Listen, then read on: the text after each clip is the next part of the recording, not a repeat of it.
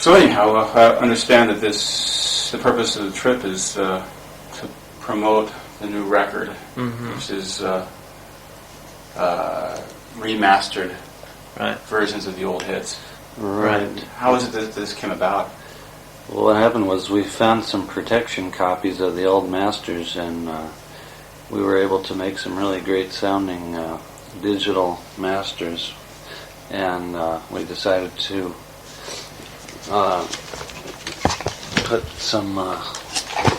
put a double record set out for Japan and Europe, and try to get some people who had never known the Doors before interested in the Doors, and so we put a nice My light. yes. Hi, Stop Steve to- Harris. Hi, Steve. Steve Harris. Steve Harris. All right. Very popular name. Not the Steve Harris, Ray? unfortunately. Did you see Neil here? Neil Young. Slows out. Neil Slozo. No. Bumped into him in the lobby and with his agent. So they can play some Doors pictures. So anyway, Explaining the record here. so there's not only the hits, but there's some more obscure songs too. And, you know, some things that the new fan might be interested in. You said you found protection copies. What are those? Well, when we first made our masters, you know, along 20 years ago, every time you do a master, you also run off a tape, a protection copy, in case you lose your original master. And we forgot that those even existed, you know. So, you know, what's happened is over the years, every time they've needed a new batch of records, they wouldn't go to the original master because those are lost probably, but they'd have some fourth or fifth generation things that were sitting around, and some jerk down in the office would go and make a new master, and therefore the quality has been degraded over the years quite a bit. And Plus the technology of mastering 20 years later is now digital, and it's exciting to get our old songs up to today's technology. And since we have a lot of new fans, we seem to get younger fans each generation. This is what we're doing. Does it sound that much different from when you heard it at the time? Cleaner. It's a lot cleaner. Yeah. Yeah, we can tell the difference. I don't know if a fan could. Well, they could really if you said A beat them. I think anybody could tell the difference. A-B meaning playing one against the other. Uh-huh. But maybe they get it subliminally. What do you think of this coming out now? I mean, don't you ever feel haunted by the Doors and the image of the spirit of Jim Morrison and the whole deal? You never get sick of being associated with it? Well, I Or is get it- sick of it sometimes. Haunted sometimes, but at other times real proud that I was involved in something that's lasted so long. Uh-huh. Seems to be affecting a lot of people. How about you, Ray? I'm continually haunted by ghosts. Ghosts, spirits of the darkness, They figures all from dream my about Jim. unconscious. Well, that sounds like something from one of Jim's poems there. See that? That's what I get for No, the it's Doors. What do you think of this after all these years now? This is a great sounding album. This album Uh-huh. is very, very good. I'm very happy with this. The album and the video together are just a super combination. It's like, what a present to give somebody, you know. You get the best of the Doors on record and on video, and the two of them really. It's nice that they're both coming out right now in Japan, because this is not out in America. This has been out since November. The video's been out since November. So this might be coming out in America. Maybe not. We don't know. How has response been to the video in America?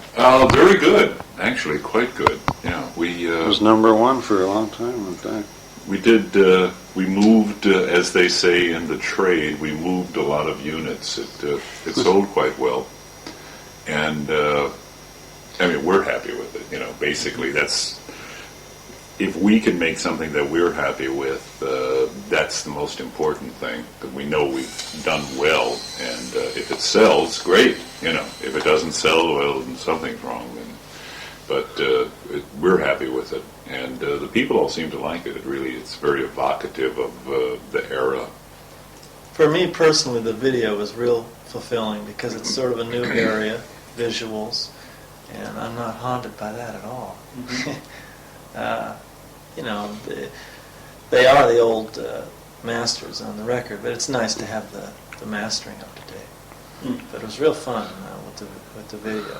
And during the 70s, for instance, it used to be, every time I would get into some solo project or something, everybody would always, well, what about the Doors? You don't sound the same as you used to in the Doors, It used to get on my nerves, but, after realizing how important the Doors really are to history, it puts the whole thing into a whole different perspective. It's like, there's no comparison with the Doors in anything, much less, my solo project.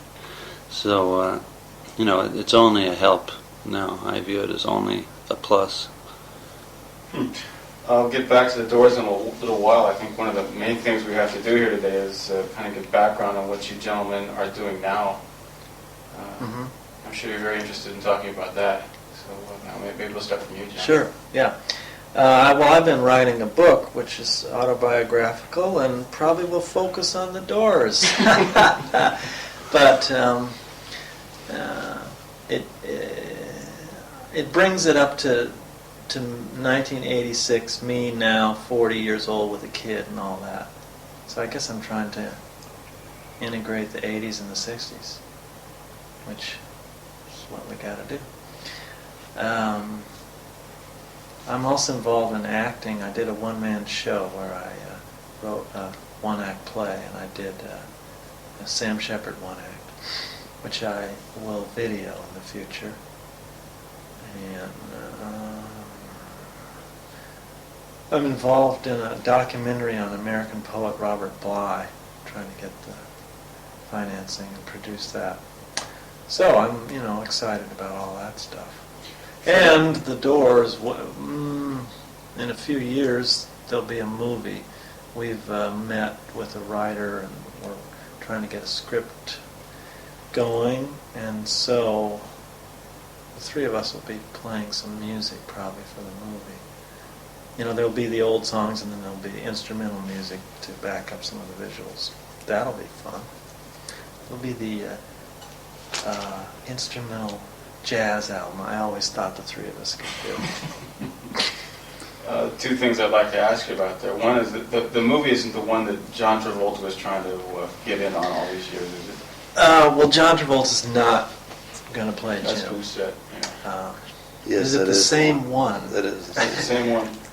What is this movie? He tried to muscle in it. I don't understand. Yeah, he really wanted to play Jim, and he's a nice guy and a good actor. But I think his, Jim was kind of scary and mysterious. And when I met him, he was this real sweet guy. And I think his public persona kind of defeats, just the people out there have this, switch him over to the dark, his outer image, I don't think they'd let him do it, so. He would, I think, kind of a laughing stock. Well, so. Who is going to be playing it then? Well, it'll be some unknown actor, some young, powerful, charismatic, psychedelic guy. And the other thing is about the autobiography there. Were you keeping like a journal back in those days, or No. do you have to rely on your memory? No, but the last few years I've been writing journals and notes and things. So you think it can all come together pretty It's not easy. capably? Not easy. That guy will tell you. We're looking forward to it. I can't wait to read it. Come on. But neither of you guys kept records or journals either, huh? No. The only one who kept a journal was Babe Hill. Who's that? He's a friend of Jim's, and he's disappeared now. So. I guess we'll move on to you then, Robbie. Okay, well, I have an album coming out here. And that's on Cafe Records. And I'm going to have some singles coming out, hopefully in Japan, I don't know. But dance music, which I'm very interested in, the synthesizers and all that stuff, and computers. Trying to, get away from the disco 70s type of dance music and into something more interesting. Disco's 80s. Disco 80s stuff, right. And I have a deal with Gibson Guitars to, they're going to put out a signature model guitar for me, which I'm designing with Gibson. Don Preston, he used to play with Frank Zappa. Yeah. Yeah. In fact, the bass player there, Arthur Bira, also played with Zappa. Uh-huh. How is it you're tied up with these guys? Well, not through Frank Zappa. No, I do know Frank Zappa, but I don't know, I just kind of... LA musical circles. Yeah. Bruce Gary's the Naxal drummer. Ah, okay. These guys pretty much... It's a super group. I thought you meant that's right.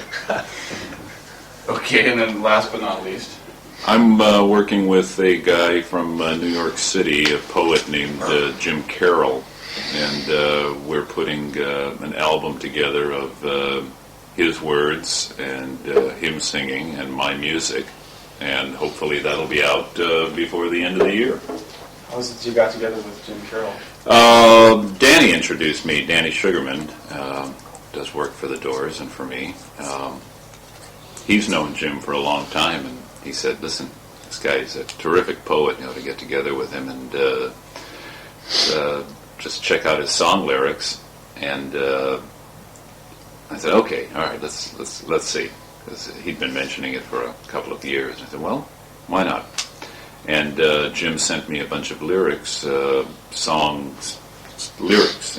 song fashion that he'd written, and I started putting them to music. You said, "That's the best song I've ever heard." And I said, those the are best real lyrics good I've lyrics. ever heard for rock and Those roll. are good lyrics, man. $1 I haven't heard lyrics like that in a long time, frankly. I've read a lot of people sending me lots of poetry and lots of lyrics and saying, let's get together. But Jim Carroll stuff is the best stuff I've seen in a long, long time. So I was very inspired by his words and put some music to them. So we've got our songs together, and now we're in the process of trying to get a record contract. How does that project differ from anything else you've done since the Doors? It differs in that he writes the words and I write the music. The other projects that I've done, I've written the words and music, or worked with other musicians, or done other people's music. I did an album with Philip Glass producing called Carmina Burana. We did Carl Orff's Carmina Burana, classical piece, or chorus and orchestra. And we did a synthesizer rock and roll version of it. But this is the first time I've done all the music to another guy doing all the lyrics, and it's been a great deal of fun. I've had a real good time with it so far. So it should be a very exciting album. As an observer, if I can interject something, the standard of professionalism and interaction and excellence with Ray and Jim is a lot higher and a lot more elegant and pure, it seems, than what he's been doing in the past. There's a real dedication to, a real high goal has been set here that they're both really striving for. It's more than just another project or another contract. This does have the backing of a record company, or you haven't gotten a contract No, yet? not yet. But with all the attention Jim Carroll has received, and you being a former member of the Doors, I'm sure the media will stir up more than a little interest. Well, it's Rolling Stone's been running a little series of blurbs on it and random notes, and so we're about to start walking the streets with it and taking it to the various record companies. That'll happen within the next 2 weeks. And the only project you guys have planned together is the movie That's it. Yeah. Otherwise, really don't have anything else in mind. As the Doors, no. No. We're happy to be here. We've always wanted to come here, and we finally got here. We wanted to back in the late 60s. We wanted to play here, but it didn't work out. Somehow.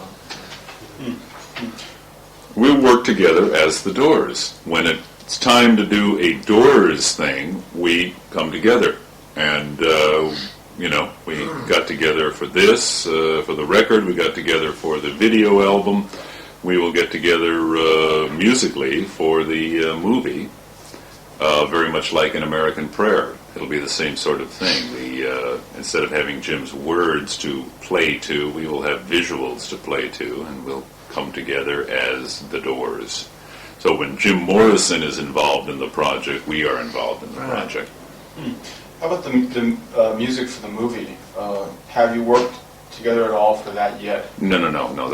That'll come much later. We've got to get the script together. They've got to shoot the movie, and then they've got to edit, get a rough cut edited together, and then at that point we'll begin creating whatever's necessary background music. You talked about it being the great jazz album you always thought you could make, but for some reason, when you think of instrumentals being done by the three of you, what I think is a guitar sort of noodling over the psychedelic sound of something like The End. That's what comes to mind. Yeah. I don't think of jazz. Jazz. Doors instrumentals, which is a melting pot of jazz, blues, flamenco. Think of and classic. What do you call it? Riders French. on the Storm. Riders on the Storm. Yeah, right, something like that. We'll have to write a French theme.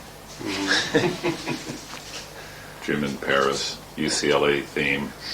It'll be fun. Blythe theme. Hey, what? Blythe. Blythe, right?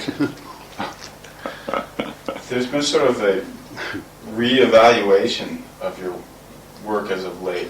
Not as of late, actually, for the last few years, like especially in places like Britain. A band called Echo and the Bunnymen, their stage performance is 60% Doors. Ray just Is played. that right, last Ray? week. Well, their Doors they've got the Doors mood is what they have. Yeah. It's the mood of the Doors. They hint at it, and then towards the end of the concert, they kind of drift into sort of a Doors medley. Well, you too, Doug. That's, I think, just one obvious example of it. I played with them last week in Los Angeles, the closing of their American tour. They did the last song of the last set on their American tour, of the last night of their tour. They did Soul Kitchen, and I came on stage and played Soul Kitchen with them. What did you think? I mean, how does it feel to have a band like that just dragging your approach out of the closet there after all these years? It's nice. I don't get to play Soul Kitchen very often. It's a lot of fun to play that song, Every once in a while, every 5 years, I get to play Soul Kitchen. It's not as if I get to play a lot of Doors songs on stage with people. So I had a very good time doing it. It's always flattering when some other musician does one of your songs.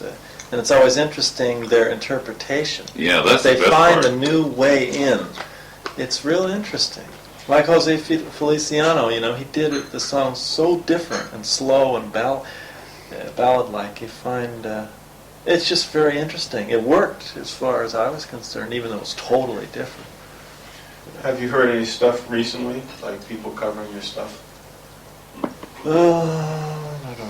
X did Soul Kitchen so different that it was... Double time.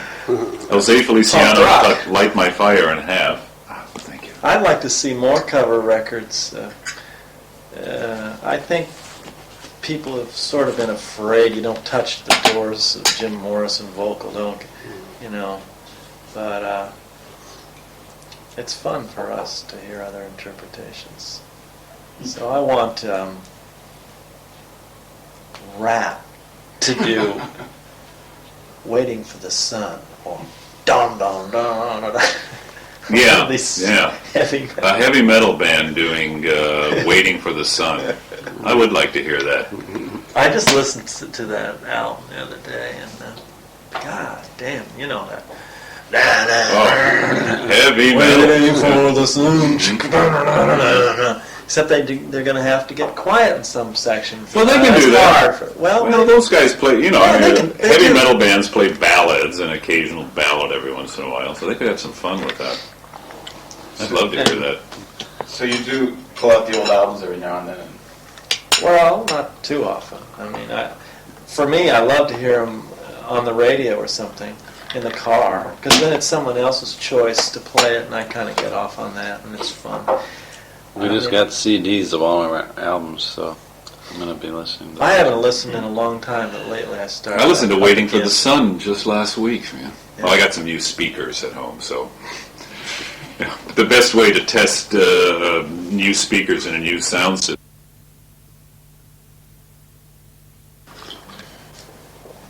There's been a lot of speculation over politics within the group. Was it all Jim Morrison's thing? And I'm sure you've been browbeaten to death with this subject. But what exactly were the politics within the group, and how much of the thing did Jim control? Well, Jim always said that it was a group and it was not Jim Morrison and the Doors. He hated that theme of Jim Morrison and the Doors.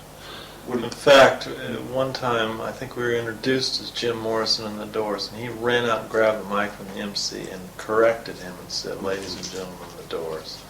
And Jim he got tired of getting all the flack from all the interviewers and all the kids and everything, even though that is what he wanted really. But and myself, I was always content to stay in the background and hide behind my guitar, But writing music-wise, it was always written by the Doors, even though Jim did write most of the words, and I wrote some of the songs myself. But we all worked on the songs ourselves, all together, worked them up in clubs. Took years to work some of the songs up to where they are now. And there wouldn't have been any songs, as far as I know, if we hadn't had the Doors. It was Jim's idea to split all the money, publishing as well. So it really made it equal. And he didn't play an instrument, so we arranged it primarily together. So internally, it was pretty equal. Externally, he's the front man, the head of the diamond. So that's the way it looks. It appears different to the outsider than it was to the insider. For the four of us, it was the four of us together making our music. He was the singer, I was a keyboard player, drummer, guitar player. Each person contributed everything he had to the group.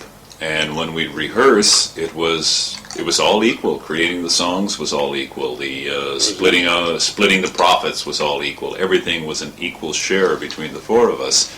But obviously, as far as the public is concerned, the press is concerned, Jim Morrison was, Jim Morrison, because he's the lead singer. The lead singer always gets all the attention. And Mick Jagger is the Rolling Stones. What would the Rolling Stones be without Mick Jagger? What would the Doors be without Jim Morrison? But in our case, you couldn't change any member. If you tried to substitute a different guitar player, keyboard, or drummer, it would have been a whole different band. It wouldn't have been the Doors anymore. So the four men. Songs weren't Jagger, Richards, Lennon, McCartney kind of. They brought in lyrics and music. Okay, guys, this is it. It's a waltz. Didn't go down that way. So. I guess the Doors have always been different things to different people. In my own case, I first became acquainted with the group when I was 10 years old, and I went out and bought a Butt Touch Me because I liked it, and then Wishful Sinful. I thought the band is a pop band, and over the years, people thought it was like a drug band. And then Apocalypse Now came out, and they thought it was a demonic band. And it's been altered over the years, and now I think people look back on Jim Morrison as some sort of a real wasted basket case. What about you guys? What was the Doors? Well, we better dispel that image, huh? Well, how could a wasted basket case do all this stuff? I mean, that's, wasted basket case. Yeah, Jim partied and destroyed himself, but, the next day after he was after his hangover, then he wrote these songs and got these great vocals. And But like you said, it wasn't only him, though. I mean, what about to you guys? What did the band always represent? Was it just a band? Was it some sort of an outlet for other things? Was it just music? Outlet for all your emotions. It was an outlet for the emotions that might be bottled up and pent up inside of you, and a chance to free yourself from the constraints of civilization and to get in touch with a more primordial, primeval state of mind, in which we became like primitives, playing electric instruments in a modern setting, but the feeling for me was being a tribal, primitive person, going back in all directions, going back to being a Neanderthal, being primitive, tribal European is what we were. Is that drug induced, or was it? No, that wasn't drug induced. That was that was the state of the art of music. That's the point of music. The point of music is to harmonize and to excite the vibrations of the inner man and put you in touch with a deeper, a more spiritual reality. And that was what we were getting out of it. I mean, we were, to me, even at the time, we may not have noticed it, but we were really the cutting edge of the 60s.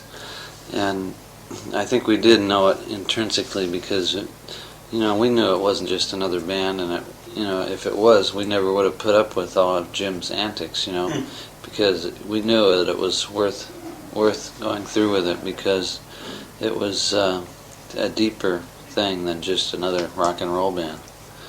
And it was... to quote you back then, this is the most serious group I've ever been, ever seen, ever will again, ever. Something. How did it compare with the other groups on the scene at the time, like, first of all, the Byrds? Well, that's Looking it. back, In in retrospect, though, how did the two compare? We scared the shit out of the audience, and the Byrds... Flew over. Yeah, what I said, John, was that I said that we're even more serious than the Stones. Is what I said. Just something like that. Okay. Is that what you said? Something like that. You said that. This is the most serious band I've ever been in, the most serious band that ever was or ever will be. Is that what I said? Something No, like that. I don't know. How about a trivia Wait, question? you want to hear about drugs? I can sense that. No, not at I'll all. get into that if you want. As a matter of fact, even, people here have a hard time relating to drug experiences because they don't do it here. Yeah. So it really doesn't matter much. Well, Good. Let's hear the trivia question. Yeah, the trivia question is, why did a band like the Doors make it and a band like Arthur Lee's Love not make it? How's that? well, first of all, Arthur Lee's Love, I think, was real good and real inspiring to us. In fact, I think And Jim well, was Jim his loved favorite them. group. Is that right? We hoped we could be as big as them, and then we passed them like a rocket. The reason was that they had an attitude problem. Arthur thought that because he was black that he wasn't getting a good shake or something. I don't know what it was, but More, Arthur didn't want to tour. He was kind of paranoid. I think he did take a lot of drugs, and God, he wouldn't come out of his room or something. He didn't want to go to New York, is the story I heard. Yeah. They had a chance to go to New York, and he hit, as we all do, an existential crossroads, and by which that decision in your life, right here and right now, will forever alter the course of your life.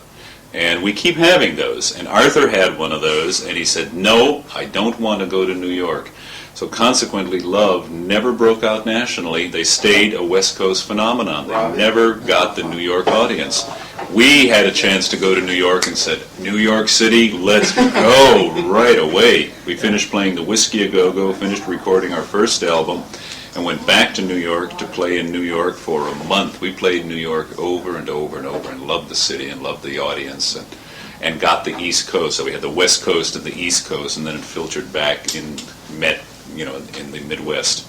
So there are things that you have to do. Later in Love's career, they released an album called Forever Changes, which Bruce Botnick produced That's and right. engineered, That's who was right. our engineer. It was another moment. It was a terrific album. Yeah. And it was a smash in Europe.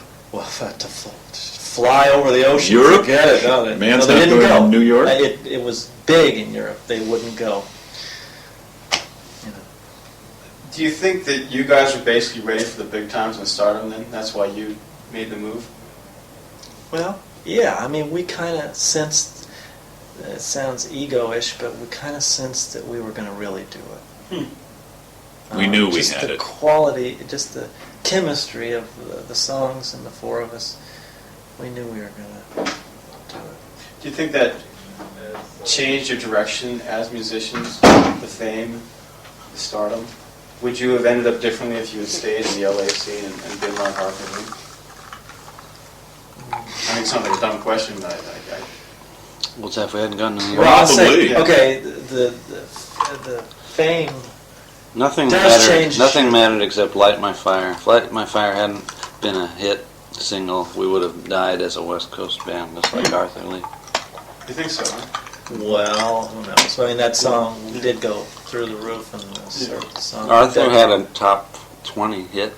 Well, you missed the last 5 minutes. We ran Love down. What? We went through. No, we didn't.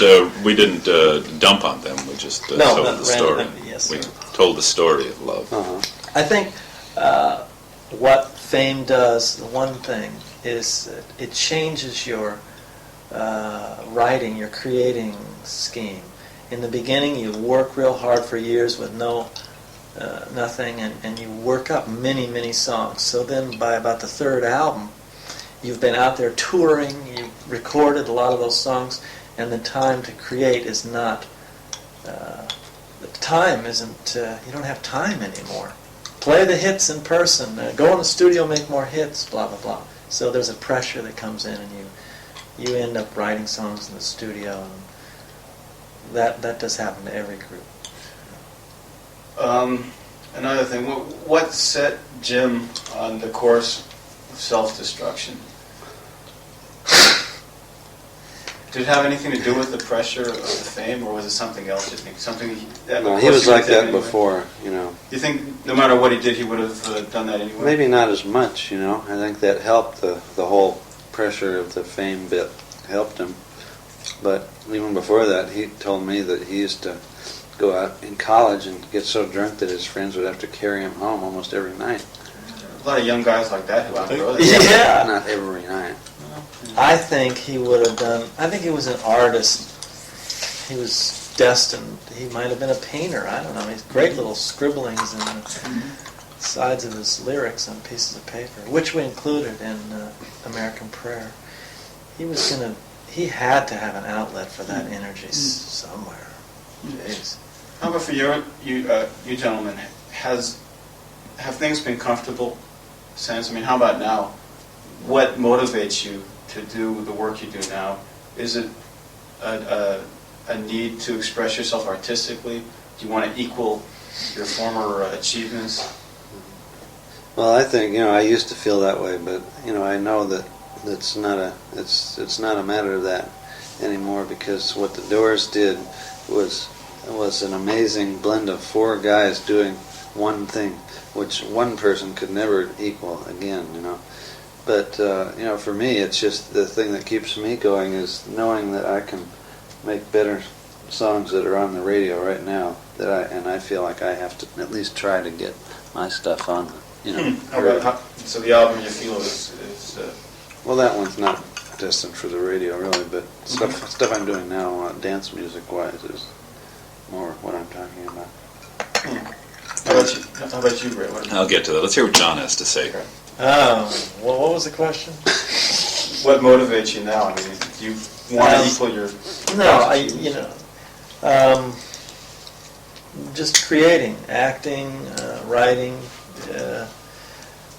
I get off internally on doing that, and it's not going to be as big as the Doors, but when I started this little acting class, boy, my heart. There's 12 little people out there as opposed to 24,000 at Madison Square Garden. But shit, it was new, and I dug it. I mean, that new avenue of creative outlet. So that's what keeps me going. Artistic expression. Yeah. For me, it's just the fun of making music. You know, been playing the piano ever since I've been 7, 8, 9 years old, piano lessons, and I love to make music. It's a lot of fun, boy. There's nothing that's more fun for me. The only thing that's more fun than making music is making love. Between those two things, that's all I want. And you have no problem making a living doing that then, huh? Well, fortunately, knock on wood, the Doors royalties allow us the freedom to indulge ourselves. We're in a very enviable position. Royalty checks come in every 6 months, pays the bills, and I'm left free to enjoy myself and have a good time. That's one thing I was going to ask, but felt kind of awkward asking. You're basically financially set because of the success of the Hey, Doors. anybody should be the Doors, don't you think? What do you mean? Well, I mean, yeah, we went through so many, albums, hit albums, and you hear about so many rock and rollers going broke and losing all their money, drugs or whatever, but somebody should at least have enough money to, to be well off for the rest of their lives from doing, 10 good years of work. And we're it. Who better but us? Unfortunately, one of the guys didn't make it. But But he didn't care about that. No, he wasn't in the money. He didn't care about that at all. One last thing here. How would you like the band to be remembered? Because apparently, part of the music will live on longer than you will. It won't be forgotten that easily. How do you want people to remember the Doors? Do you want it to be remembered as just a pop band, or do you want it to be remembered as a band that, like you said, brought out the Pop band would primitive be fine, essence I of think. man? Well, it's sort of like the Monkees. Right? Trivia band. Well, the thing is, it may be considered a band like the Monkees, 50 years from now. Yeah, it's trivia. Just trivia. Well, no, the Monkees. Jeez. It sounds. I want it to be remembered for the unique, creative trip that we all put in there. I mean, I hope people can get, from listening to the records, can get some sense of consciousness elevation that I had just from being with Morrison, just from living in the same state with him. Yeah. So, how about you, Ray? same thing. I want the Doors to be remembered as a band that tried to at once submerge themselves into primitive, primordial consciousness and also attained heights of transcendent consciousness through their music. That's what I want the Doors to be remembered as. and I'd like our music to help people keep asking questions. About what?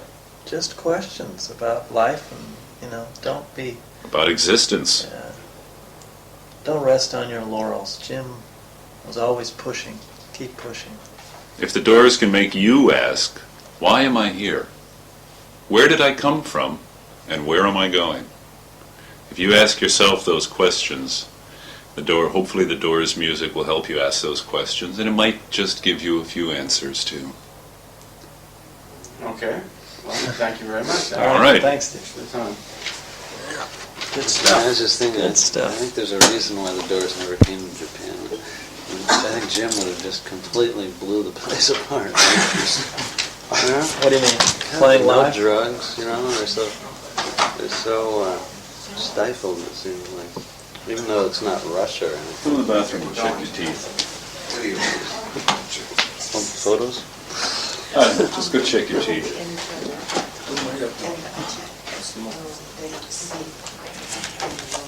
So, who are you writing for? This is for the national radio. Oh, that's right. You want to explain that. It's there's a radio here called NHK, which is the equivalent of the BBC. Right. And if you want to be heard all over Japan, you have to be on NHK. Because some places in Japan only get NHK. Do you speak Japanese? Well, I'm actually an interpreter, a translator. I do this as a sideline. Where'd you study Japanese?